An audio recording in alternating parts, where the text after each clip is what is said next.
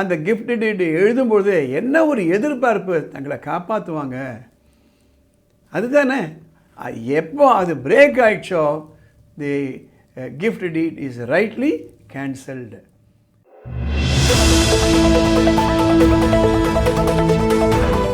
ஒருத்தர் 2 கண்ணும் தெரியாது. அவர் ஒரு இருட்டு ரூமில் ஒரு கருப்பு பூனையை தேடுறாரு. யோசனை பண்ணி பாருங்கள் எப்படி இருக்கும்னுட்டு. அந்த நிலையில் தான் நம்ம நிறைய பேர் இருக்கோம்.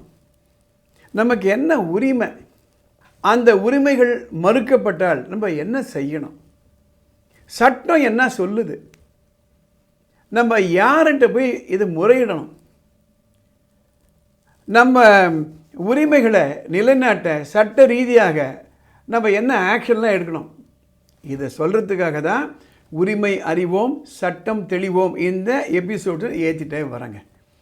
ஒரு இன்ட்ரெஸ்டிங் ஜட்ஜ்மெண்ட்டுங்க. ஒரு சீனியர் சிட்டிசன் நாகலக்ஷ்மி அப்படின்னு அம்மா பேர். அவங்க என்ன பண்ணுறாங்க, தன்னுடைய சொத்தெல்லாம் திருமணமான தன்னுடைய மகனுக்கு கிஃப்ட் டீடாக எழுதி கொடுத்துட்றாங்க.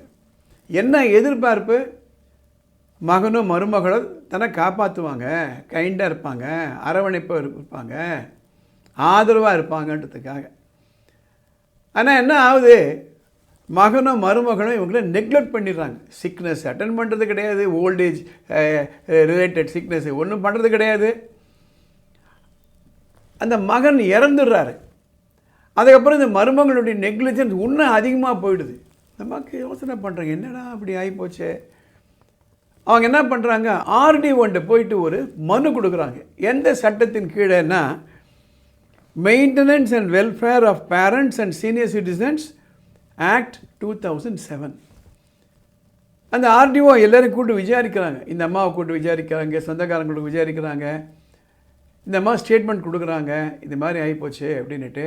அவருக்கு புரிஞ்சு போச்சு, ஆமாம் இவங்க எந்த நம்பிக்கையில் இந்த கிஃப்ட் பண்ணாங்களோ அந்த நம்பிக்கை வீணாகிடுது. உடனே கிஃப்ட் இது கேன்சல் பண்ணிடுறாரு அந்த கவர்மெண்ட் ஆஃபீஸர் RDO. மருமகள் அதை எதிர்த்து ஹைகோர்ட்டு போய் கேஸ் போடுறாங்க. அந்த சிங்கிள் ஜட்ஜும் RDO சொன்னது கரெக்டு தான் அப்படின்னு ஜட்மெண்ட் கொடுத்துட்றாங்க. அந்த அம்மா விடுறதா இல்லை. அதுக்கு மேலே பெஞ்சுக்கு போகிறாங்க. 2 நீதிபதிகள் இருந்த அமர்வு பெஞ்ச். அவங்க கம்ப்ளீட்டாக டிஸ்கஸ் பண்ணிவிட்டு எல்லா எவிடன்ஸையும் பார்த்துட்டு அந்த RDO பண்ணது கரெக்டு தான், அந்த சிங்கிள் ஜட்ஜினுடைய டிசிஷனும் கரெக்டு தான். அந்த கிஃப்ட் டீட் எழுதும்போது என்ன ஒரு எதிர்பார்ப்பு, தங்களை காப்பாற்றுவாங்க. அதுதானே எப்போ அது பிரேக் ஆயிடுச்சோ, the gift deed is rightly cancelled. எதுக்காக இந்த ஜட்ஜ்மெண்ட் உங்கள்கிட்ட நான் கொடுக்குறேன் அப்படின்னா, இது ரீசெண்டாக வந்த ஜட்ஜ்மெண்ட், மார்ச் 2025 வந்த ஜட்ஜ்மெண்ட்டு. நிறைய நியூஸ் பேப்பர் நிறைய நியூஸ் எல்லாம் நம்ம பார்க்குறோம். இது போன்ற முக்கியமான ஜட்ஜ்மெண்ட்டு மக்களை போய் சேரணும். அதுவும் இப்போல்லாம் சீனியர் சிட்டிசன்ஸை யாருமே கவனிக்கிறதில்ல அப்படின்னு நம்ம பேப்பர்லாம் பார்க்குறோம்.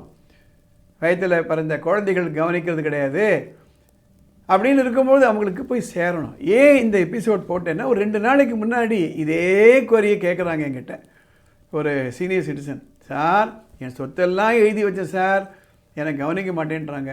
நான் அவங்களுக்கு இதுதான் சொன்னேன், இதுதான் ரெமெடி. இந்த தகவல் உங்களுடைய ஃப்ரெண்ட்ஸுக்கு யாருக்கான பயனுள்ளதாக இருக்குன்னா உடனே நீங்கள் அவங்களுக்கு அனுப்புங்க. இந்த சேனலுக்கு நீங்கள் சப்ஸ்கிரைப் பண்ணுங்கள். சட்ட ரீதியாக உரிமை ரீதியாக உங்களுக்கு ஏதாவது குழப்பம் இருந்தானா மேலே ஒரு நம்பர் போகுது, அந்த நம்பருக்கு நீங்கள் ஒரு வாட்ஸ்அப் மெசேஜோ வாய்ஸ் மெசேஜோ அனுப்புங்க. நான் உங்களோட தொடர்பு கொண்டு தெளிவு உங்களுக்கு கொடுக்க முடியும். அடுத்த எபிசோடில் பார்க்கலாம்.